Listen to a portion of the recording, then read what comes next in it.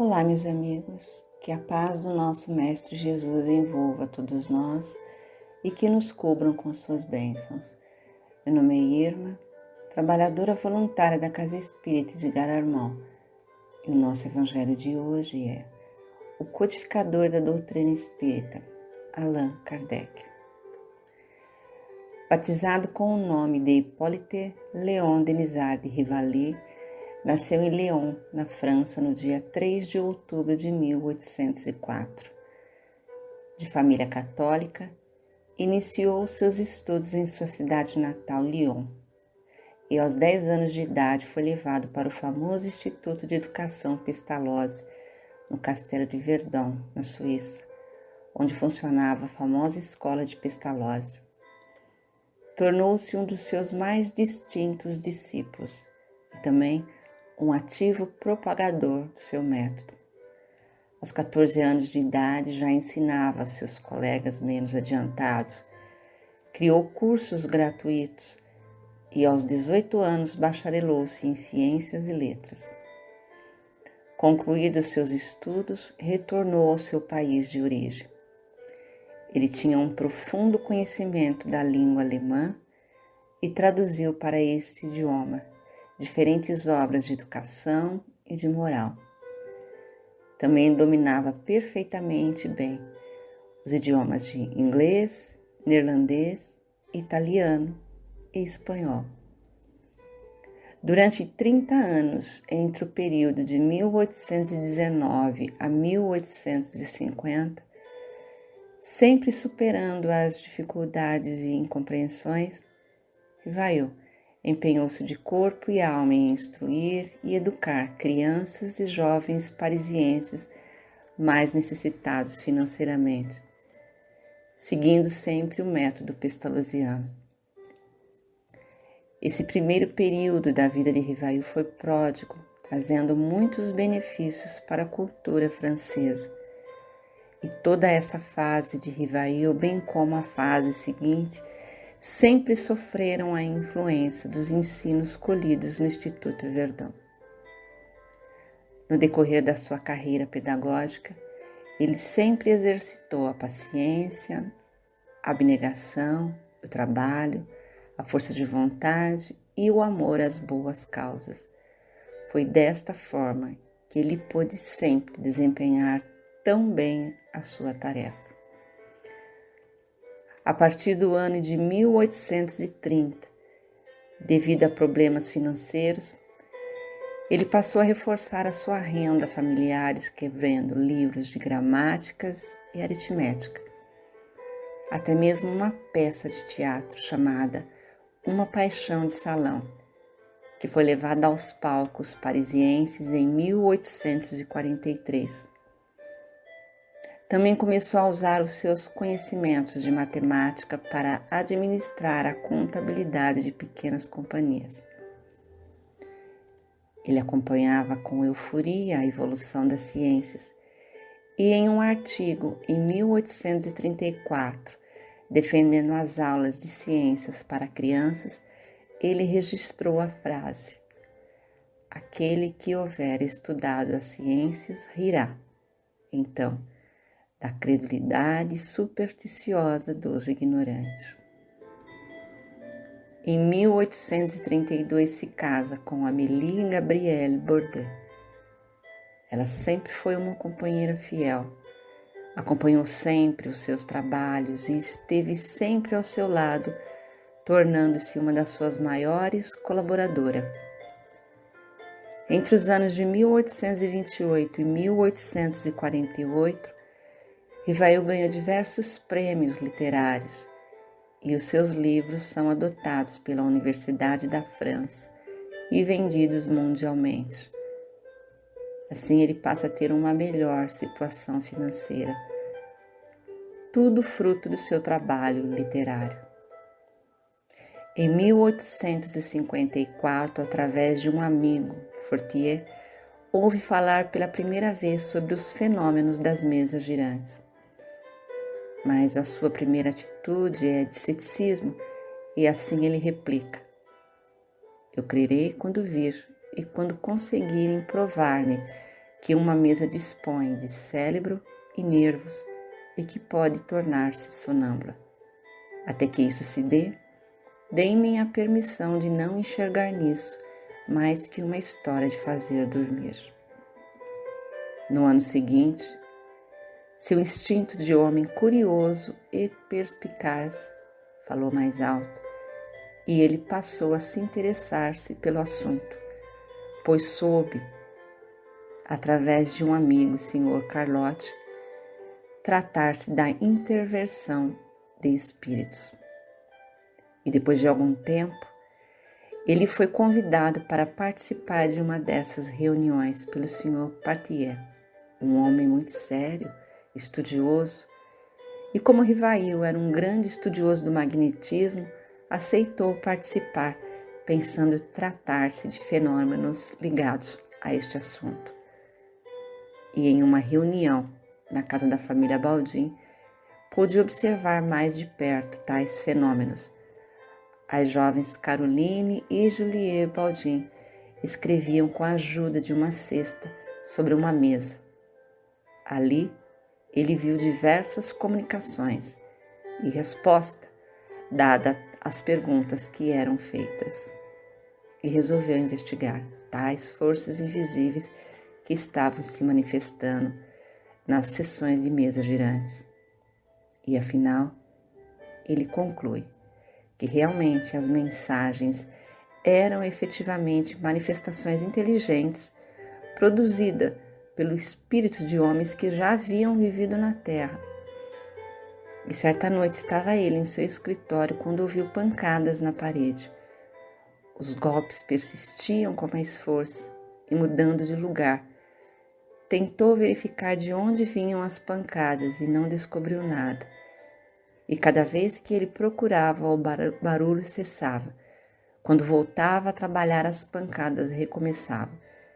E no dia seguinte, na casa da família Baldi, ele pede aos espíritos uma explicação e descobre que o autor das pancadas era o seu guia espiritual, querendo se comunicar. E num desses trabalhos, uma mensagem foi destinada especificamente a ele. Um espírito chamado Verdade disse-lhe que ele tinha uma missão muito importante a desenvolver, que daria vida a uma nova doutrina filosófica, científica e religiosa. Rivail afirmou que não se achava um homem digno de tal tarefa, mas que, sendo ele o escolhido, tudo faria para desempenhar com sucesso as obrigações de que fora incumbido. Em maio de 1855, ele abriu mão da sua identidade, das atividades profissionais, do prestígio como educador, para tornar-se Allan Kardec, nome que teria origem em encarnações anteriores. E em 18 de abril de 1857, publica o Livro dos Espíritos, que inicialmente continha 501 perguntas. Logo após a publicação, fundou a Sociedade Parisiense de Estudos Espíritas, da qual foi presidente até a sua morte. Em 1º de janeiro de 1858, fundou a Revista Espírita. E entre os anos de 1855 e 1869, dedicou-se a estabelecer as bases da codificação da doutrina espírita, no aspecto filosófico, científico e religioso, dedicando-se plenamente à defesa dos pontos de vista expostos no Livro dos Espíritos. E em 18 de março de 1860, sai a segunda edição do Livro dos Espíritos, que seriam ampliadas para 1019 perguntas. O Livro dos Espíritos completou agora, em abril de 2020, 163 anos. Em 15 de janeiro de 1861, ele lança o Livro dos Médiuns, um guia prático a todas as pessoas interessadas em desenvolver a sua mediunidade. E em 15 de abril de 1864, lança o Evangelho segundo o Espiritismo.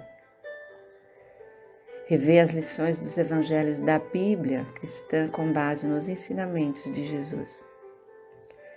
Em 1º de agosto de 1865, lança O Céu e o Inferno, que explica a passagem da alma para os outros planos, detalha o destino dos suicidas e explica os parâmetros da justiça divina e as suas leis.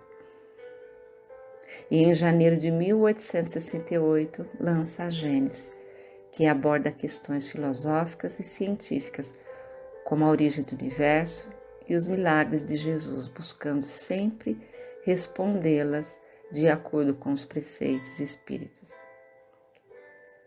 Allan Kardec escreveu todos os livros básicos da doutrina espírita à luz de velas. Escreveu página por página todos os dias após o jantar, porque durante o dia ele lecionava.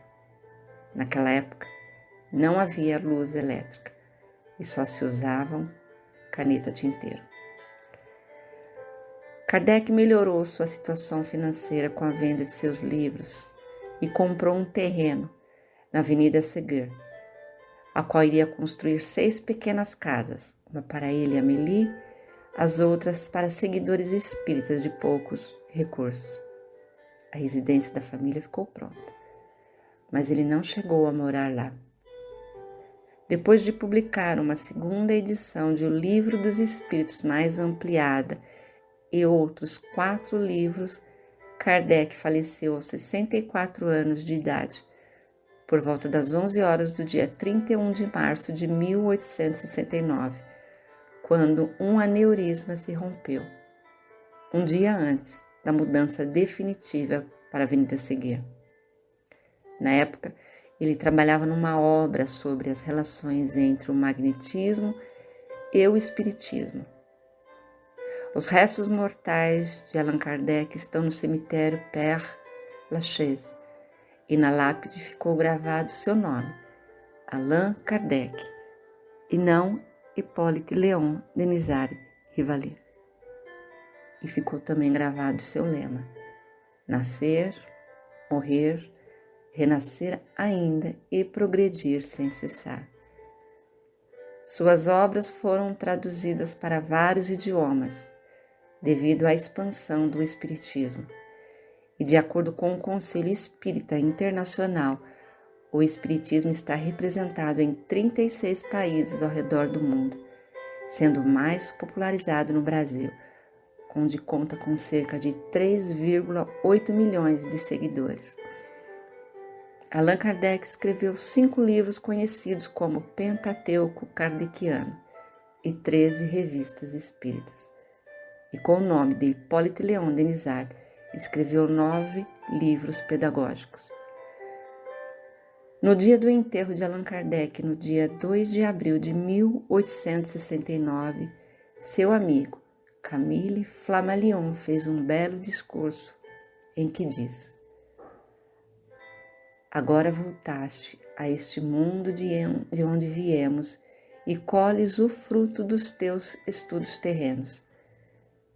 Teu envoltório dorme aos nossos pés. Teu cérebro está extinto. Teus olhos estão fechados para não mais se abrirem. Tua palavra não mais será ouvida. Sabemos que todos nós chegaremos a esse mesmo último sono, a mesma inércia, a mesma poeira. Mas não é neste envoltório que pomos a nossa glória e a nossa esperança. O corpo cai, a alma fica e retorna ao espaço. Nós nos encontraremos num mundo melhor e no céu imenso, onde se exercitarão as nossas mais poderosas faculdades. Continuaremos os estudos que na Terra dispunham de um teatro muito acanhado para comportá-los. Preferimos saber esta verdade a crer que jazes por inteiro neste cadáver e que tua alma tenha sido destruída pela cessação do funcionamento de um órgão. A imortalidade é a luz da vida, como este sol brilhante é a luz da natureza. Até logo, meu amigo. Até logo, meu caro Allan Kardec.